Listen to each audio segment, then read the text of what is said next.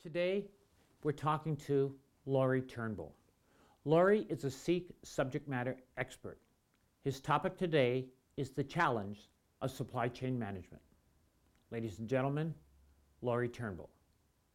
Supply chain management is a cluster of tactical functions: transportation, warehousing, purchasing, customs clearance. Supply chain management refers to the process of managing all those functions in an integrated fashion, making them all work seamlessly. When companies extend their production facilities around the world and extend their supply chains, it usually sets off a series of ripples as water in a lake, and those ripples are felt throughout the organization. They surface in terms of confusion, cost increases, inefficiencies, and so on. Our job as supply chain managers is to manage those ripples and smooth out that process so it becomes an integrated process. In the past few years, supply chain management has changed dramatically. If we look back at the Canadian business landscape, where businesses dealt within the borders of one country, things that we ran into in terms of problems were easier to fix. Suppliers happened to be closer. It was easier to communicate. We spoke the same language. If we had issues like defects or reverse logistics, we could manage those challenges locally. Today, with globalization in different countries, it's extremely difficult. When you have a large amount of product, for example, that arrives in Canada that's defective or can't be sold, it's not cost effective to return those goods to a different country.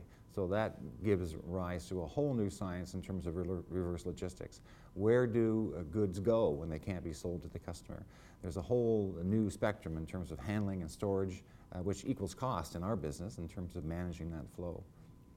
There are a lot of surprises at the border where goods are being imported by one company and they find through the customs clearance process, for example, that the goods are misdeclared, or it's a restricted or a product that can't be admitted to Canada right away.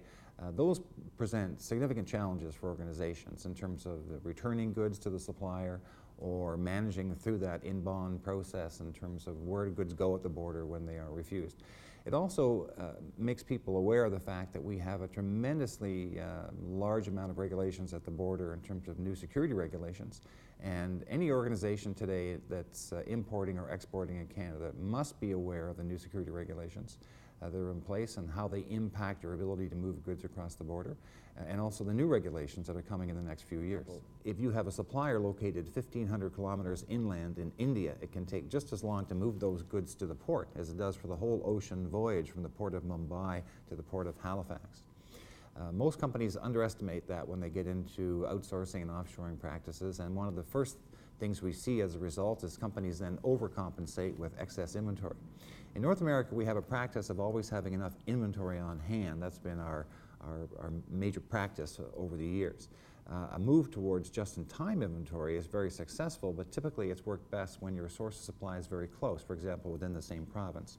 One of the things companies learn when they extend their supply chains is that you still have to have inventory. Rather than a just-in-time transportation service, which in most cases can be unreliable, companies respond by having a local source of supply, a warehouse, for example, or a distribution center, which becomes a just-in-time delivery point, and they service the inventory from an offshore location. In the next decade, I think supply chain management is going to encounter many more significant challenges. Certainly on the regulatory side, there are many more challenges to come.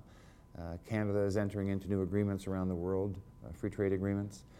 We are seeing new security agreements with the United States, our largest trading partner. The cost of fuel is rising and playing a big component in that total landed cost analysis in terms of where best should we locate our source of production. China is certainly a partner for most countries in terms of supplying goods that's proved most successful. I think the biggest thing for students to understand is the amount of uncertainty in the supply chain today. Our process as Schulich is making sure that people understand there's a right way to do things and a wrong way to do things, and the more efficient you are when you do them, the more consistent you'll be in terms of delivering that end product to your customer.